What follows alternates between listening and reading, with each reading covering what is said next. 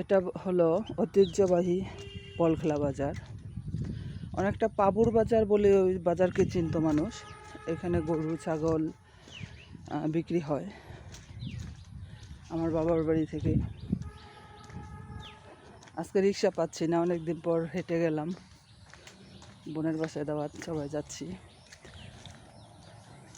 এখানে এই মাঠটাতে ভলিবল খেলা হতো প্রতিদিন বিকেলবেলা। এখন যদি এখানে বিল্ডিং করলো, ওই যে ওইখানে বিল্ডিং হয়ে গেল। আর এই যে দেখতেছেন বাঁশ বান্দা, এটা হলো গরুর বাজার। রাস্তা নোংরা, ঈদের বাজার গেছে, তাছাড়া বৃষ্টি হয়েছে, এই জন্য। এই হইল বট গাছ। আগের দিনের প্রতিটা বাজারে বট গাছ থাকতো, এই হইল সেই বট গাছ।